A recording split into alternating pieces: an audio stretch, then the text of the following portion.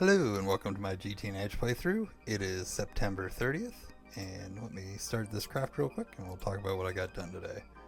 So, one of the first things I did was, man, these guys are all spazzing out, but I can fix those, maybe.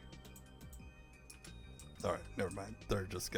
They randomly do that and I don't understand why they do that. But, so first thing I did today was actually head off and set 3 ore drills up, the 3 I crafted at the end of the day yesterday for on Ganymede, which is one of the Jupiter moons.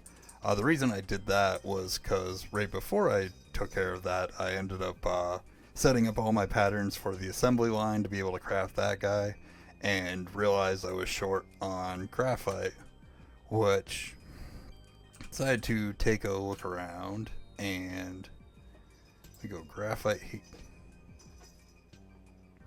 That's crazy. It's not often I crash. Hold on, let me hop back in. Hopefully the server is still up because the server's on a different computer while I'm recording. Alright, so anyways, maybe. Alright, so anyway.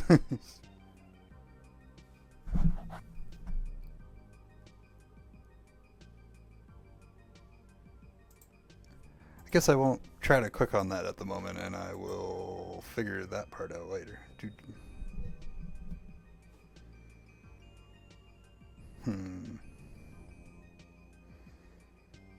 Yeah, I wonder what's up with that.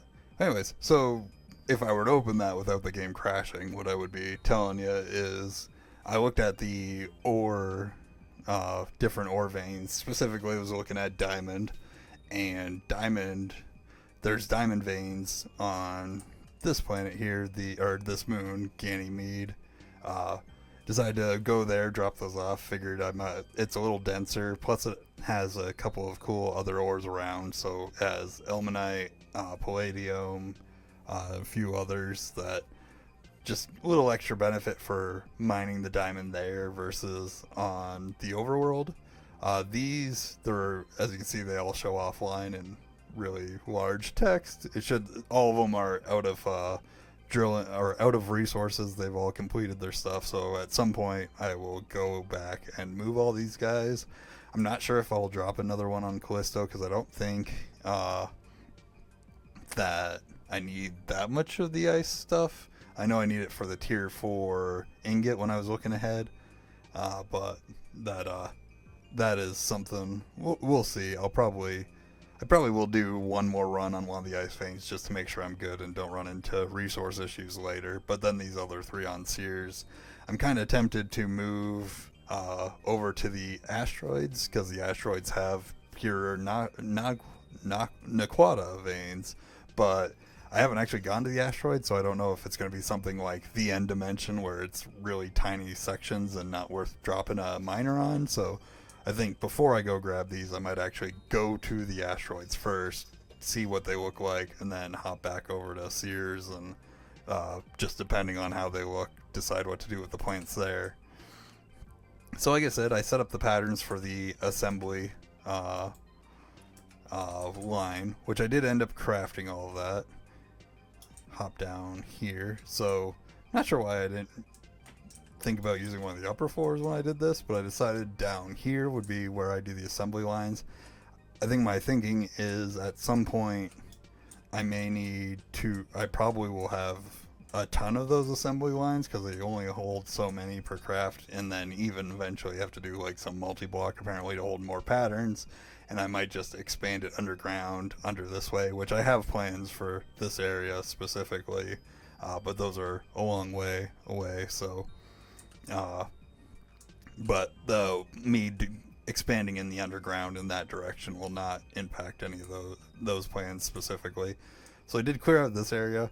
It is very satisfying between the matter manipulator, the Vajra, and then I even used the Buildcraft filler, which happy to say does work on 2.8 stable construction lines and everything, no texture issues. Is able to clear out this area really fast, and then obviously wand of equal exchange to put everything back up. I'm thinking because of the way the assembly line multi-block looks, My goodness. Okay. Yeah, that's going to be frustrating. Sorry, I did not realize that my game would crash every time I wonder if I actually loaded up the beta or something instead of the main. But the way the assembly line looks is, so it's basically a pretty long multi-block up to 16 rows. So I did, basically it's kind of going to be like, it'll be this guy, an input, believe a block that I don't have, steel, a energy hatch, and then down here's an assembly block, glass, or maybe this is steel. I'd have to double check how exactly which ones these are. I would, but the game will crash apparently if I look at the recipe. And just imagine like this is the front view with the front row having this thing, then the second row like in the right corner, so we would replace this out where it'd be the assembly block. And then the second row will have this guy, which is where we put the data orbs. This is another new block for me, which also I would show. I had to do a bunch of patterns for like larger data things. So those are all good. And then the last thing is the assembly casing, which is, I really wish I could show recipes because that thing is expensive. It takes it takes a ton of circuits. I believe it was like 4 or 5 ZPM circuits, among other things. So just a ton of circuits. So that was taking a while to craft. I think they might, no, as you can see, they're here. They're still going. I wonder. Oh yeah, at least I could click on this without crafting. So yeah, we need, so 6 ZPM circuits, and then what would that be? 38. I don't know. Just piles and piles of circuits at the end of the day. The ZPM ones being the biggest guy. So while I've been waiting for that to craft, so I started that pretty early. I was deciding how I wanted to do this. So I'm thinking the middle layer I might do a scaffolding, and then this way I can have a floor down here to access from the bottom, and then kind of do like a scaffold walkway around.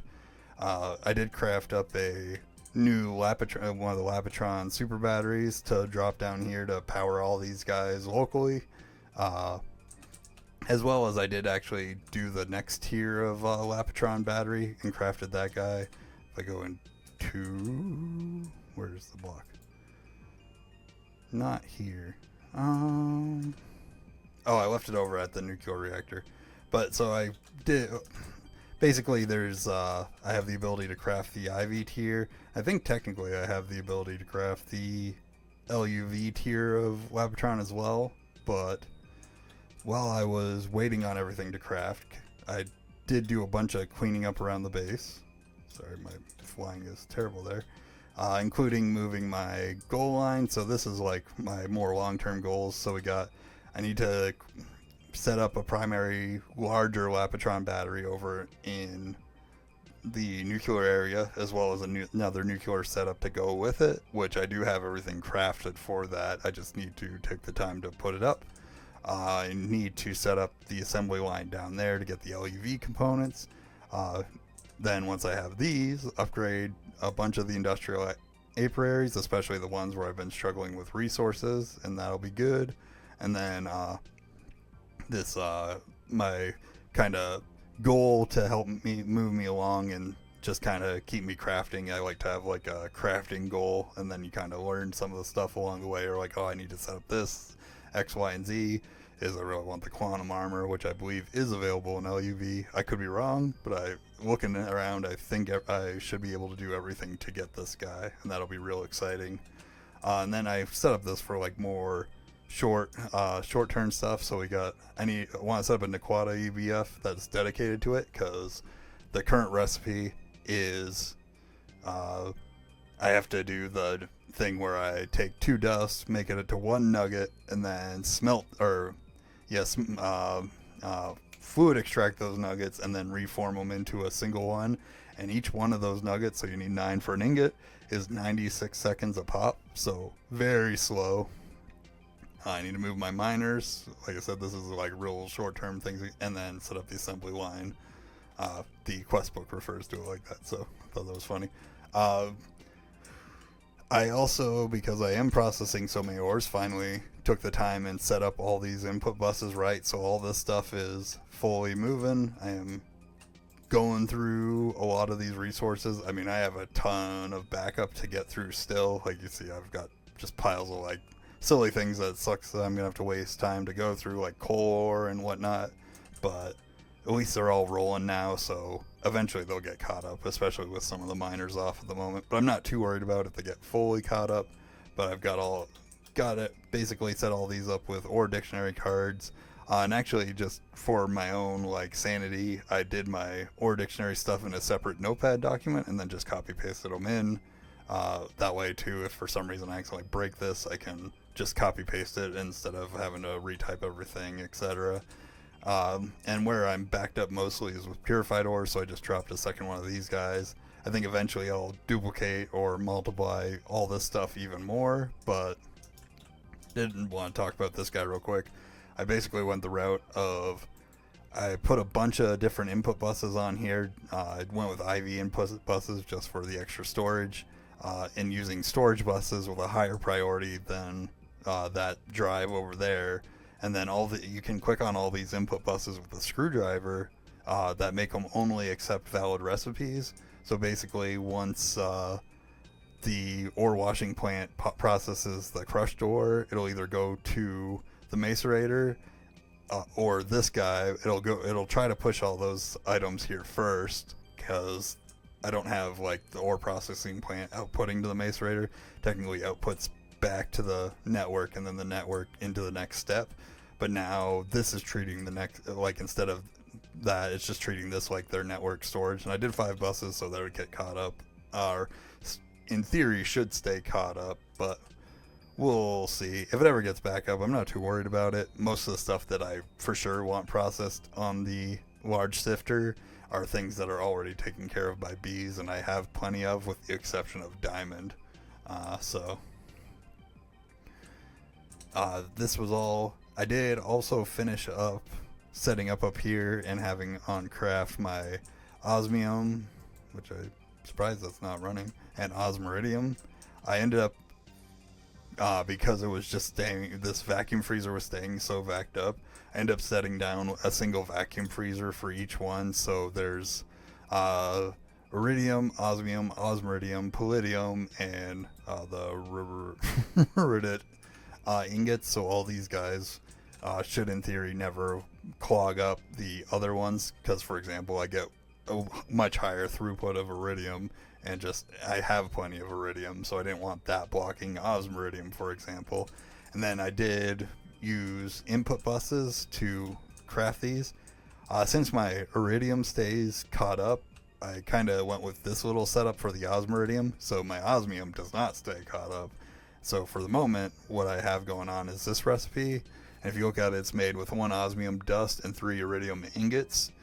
Just inputs them to this chest. This chest brings the iridium into this macerator, and then it drops it down here in dust form into create this guy. So that just lets me use the level maintainer with 1 pattern and not have to worry about anything. It should stay caught up. I think we're doing pretty good. Yeah, we got 480 osmiridium just because of me screwing around with some dust yesterday, and things kind of got wonky. I think I have the level maintainer only set to 128, and then I'm just going to adjust as needed.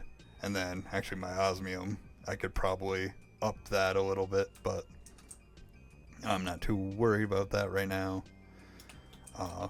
So yeah, that was basically the bulk of the day. I did like other little miscellaneous stuff, like every time you update, it adds more quests to these lower tiers. So for example, I ran through and completed a bunch of these quests. These LV ones, or not the LV, I never actually, the Stone Age ones I finished up back to being fully complete.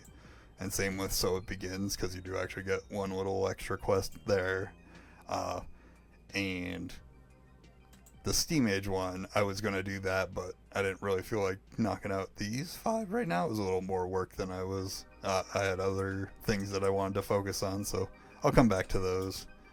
But the last thing, so I guess for the night, it's gonna be basically a learning night for me. I don't actually know how to use the assembly line. I did craft the scanner, so I saw that you need to scan data sticks, but I've not really. This is a process I've never done before, so I got this guy, and basically I'll be, after I'm done cooking dinner, I'll just be trying to figure out and seeing if I can make all that work and try to get some LUV components working. And speaking of LUV, this guy we started crafting at the beginning did not craft. That's disappointing. Why? No. Oh, that was another thing. You can see now we have 32 CPUs. Earlier, while I was waiting on the assembly line to craft, I was crafting tons of random stuff. So I actually added in the 8 CPUs I meant to the other day, but I did my math wrong, like a pro, and didn't craft out enough of the co-processors and stuff to make 32, so I did expand to 32 CPUs because I was completely locked up and was just waiting on stuff to craft. But with all that said, and speaking of LUV, we should be pop up, maybe.